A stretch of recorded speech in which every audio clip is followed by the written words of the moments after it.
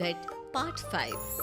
अब तक हमने देखा कि पंचायत के फैसले के अनुसार घर की सारी औरतें खंडर में रह रही हैं। अब देविका के सामने सबसे बड़ी चुनौती ये है कि घर की औरतों को आत्मनिर्भर कैसे बनाया जाए। देविका ये सब सोच ही रही थी कि तभी उसकी नजर मिट्टी के बर्तनों पर गई। अरे, ये इतने सुंदर सुंदर मिट्टी के बर्तन किसने बनाए हैं? ये बर्तन तो माँ जी और चाची जी ने बनाए हैं। अरे वाह, इतने सुंदर बर्तन तो मैंने आज तक नहीं देखे। माँ जी, चाची जी, आपने ये कहाँ से सीखा?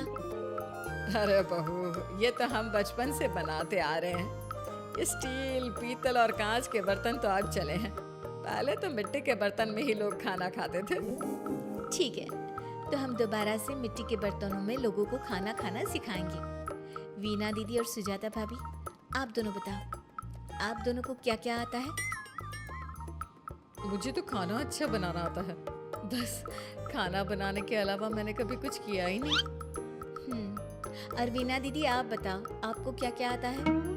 पता नहीं, मैंने बचपन से यही सुना है कि लड़कियों को ये नहीं करना चाहिए, लड़कियों को वो नहीं करना चाहिए, इसलिए मैंने कभी कुछ किया ही नहीं। देविका, वीना को सिलाई, कढ़ाई और बुनाई बहुत अच्छी आती है। हाँ, आती तो है, लेकिन बहुत अच्छी नहीं। बहुत अच्छी भी आ जाएगी।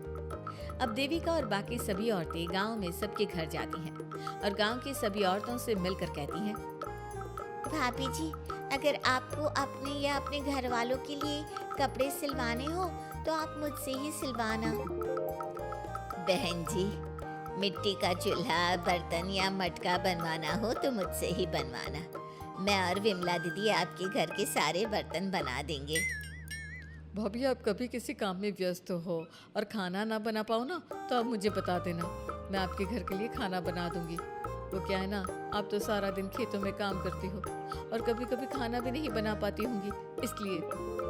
इस तरह घर की औरतें जी जान से अपने अपने कामों में लग जाती है। धीरे धीरे उनका काम बढ़ जाता है और वो अपने खंडहर को ठीक करने में लग जाती हैं। वहीं दूसरी ओर घर के सारे आदमी घर का काम संभाल नहीं पा रहे थे।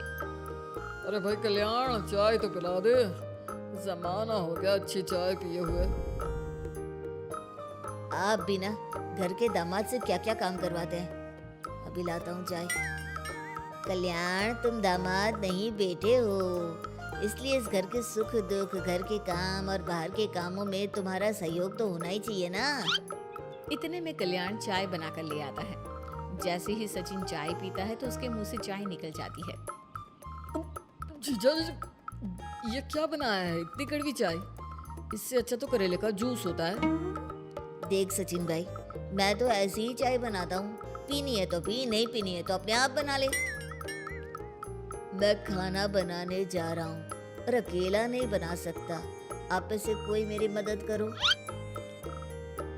सचिन मेरी चाय की बुराई कर रहे थे ना, तुम जाओ अब खाना बनाओ। सचिन और मोहन दोनों खाना बनाने में लग जाते हैं। मोहन भिंडी काटकर कढ़ाई में छोड़ देता है और उसमें पानी डाल देता है। आपने भिंडी में पानी क्यों डाला? शायद पानी नहीं डलता, पता नहीं, लेकिन माँ ने कभी भिंडी में पानी नहीं डाला था। लेकिन बिना पानी के भिंडी बनेगी कैसे? मतलब गलेगी कैसे? बिना पानी के बनाएंगे तो चिपक नहीं जाएगी कढ़ाई से? पता नहीं, चलो देखते हैं कैसे बनती है भिंडी। भैया, कितने दिन हो गए ना अच्छा खाना खाए हुए। खाना तो सुजाता बनाती है, इतना मजेदार खाना कोई और बना ही नहीं पाता। सचिन और मोहन खाना तैयार करके ले आए। सभी आदमी खाना खाने लगे। खाना बना तो बहुत बुरा था, लेकिन किसी ने बिना कुछ कहे खाना खा लिया। तभी जोगिंदर ने कहा, घर की हालत कितनी बुरी हो रही है, जगह जगह जाले लगे हैं। 2 दिन से तो किसी ने झाड़ू भी नहीं लगाई घर की। हाँ, और घर में गंदे कपड़ों के ढेर लगे हैं। मेरे पास तो यह आखिरी कुर्ता ही बचा है पहनने के लिए। कल्याण, मोहन, तुम किसी नौकर को रख लो ना।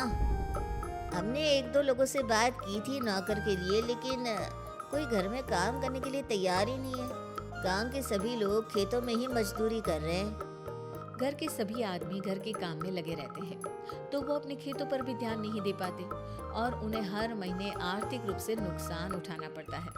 धीरे धीरे उनके घर की हालत खराब होने लगती है। एक दिन कल्याण सबसे कहता है, घर को तो औरत ही संभाल सकती है, हमारे बस का नहीं है घर संभालना। हमें किसी तरह से उस सब को वापस इस घर में लाना ही होगा। अरे कल्याण बेटा, पंचायत का फैसला था कि औरतें हमसे माफी मांगे, लेकिन उन्होंने माफी नहीं मांगी।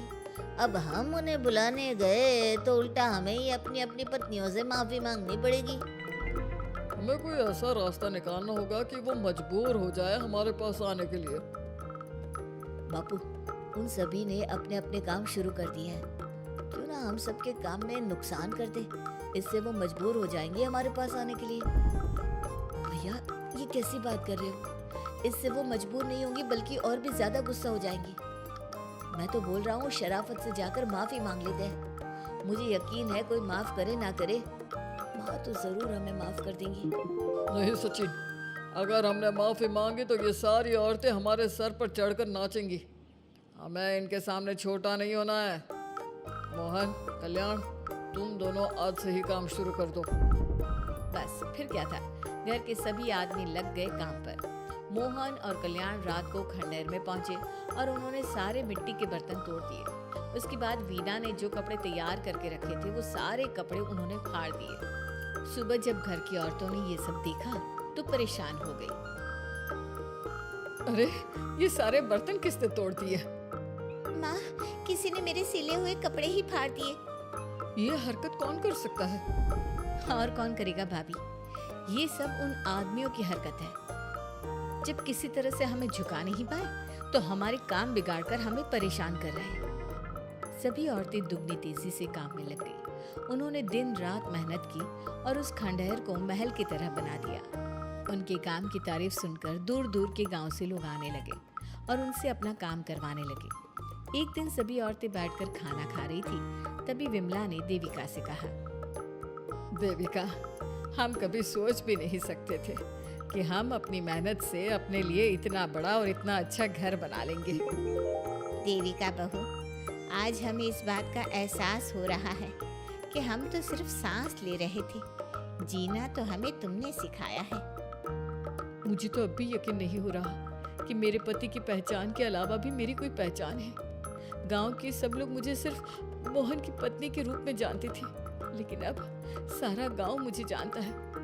देविका, मैं कुछ ही दिन में इस गांव में एक अच्छा सा होटल खोलूंगी और मैं एक बुटीक खोलूंगी। मैं यहाँ गांव की लड़कियों के लिए एक स्कूल खोलना चाहती हूँ, यही मेरा सपना है। सभी औरतें खाना खाकर सो जाती हैं। रात बहुत ज्यादा हो गई है, लेकिन देविका को नींद नहीं आ रही थी। तभी उसे किसी के कदमों की आवाज सुनाई दी। पहले तो देविका थोड़ी डर गई, लेकिन उसने हिम्मत करके उठकर देखा तो उसके सामने सचिन खड़ा था। सचिन, तुम यहाँ क्या कर रहे हो? कहीं तुम मेरा कोई नुकसान तो करने नहीं आए? मेरे पास तो किताबों के अलावा कुछ नहीं है, फाड़ना चाहो तो फाड़ सकते हो। देविका, मैं तुम्हारा कोई नुकसान करने नहीं आया हूँ, बस तुमसे माफी मांगने आया हूँ। क्या? रात के अंधेरे में चोरों की तरह तुम मुझसे माफी मांगने आए हो? प्लीज देविका, माँ और चाची को समझाओ कि वो बापू और चाचा जी से माफी मांग ले और तुम सबको लेकर घर आ जाए। सचिन, तुम भी तो अपने बापू और चाचा को अपने साथ ला सकते थे ना, और माँ और चाची से माफी मंगवा सकते थे ना। प्लीज देविका, मुझे माफ कर दो और घर चलो। कैसे माफ कर दो सचिन? तुमने मुझे मरने के लिए छोड़ दिया। अगर माँ और चाची हिम्मत करके मुझे अस्पताल ना ले जाती तो आज मैं और मेरा बच्चा जिंदा ना होते। ना तुम मुझे अस्पताल में देखने आए और ना ही अस्पताल से आने के बाद मेरा हाल चाल पूछा। मुझे तो छोड़ो, तुमने अपने बच्चे का चेहरा तक नहीं देखा और तुम मुझसे उम्मीद कर रहे हो कि मैं तुम्हें माफ कर दूं? कभी नहीं सचिन। देखो देविका, हम सबको बहुत नुकसान हो रहा है। घर के काम की वजह से हम बाहर के काम पर ध्यान नहीं दे पा रहे। घर और जिंदगी दोनों अस्त व्यस्त है। वो इसलिए कि तुम सब आदमी संगठित नहीं हो। अपना दिमाग और ऊर्जा हमें परेशान करने में लगा रहे हो, और हम औरतें संगठित हैं। हम अपना दिमाग और ऊर्जा अपनी प्रगति में लगा रहे हैं। इसलिए हमने खंडहर को भी महल की तरह कर दिया और तुम्हारी हवेली खंडहर की तरह लगती है। सचिन देविका से बार बार माफी मांग रहा है। क्या सचिन को अपनी गलती का सच में पछतावा है या फिर ये घर के आदमियों की कोई नई चाल है? ये जानने के लिए आपको हमारे आने वाले एपिसोड का इंतजार करना होगा। और हाँ, कमेंट करके हमें ये भी जरूर बताइए कि क्या देविका को सचिन को माफ कर देना चाहिए?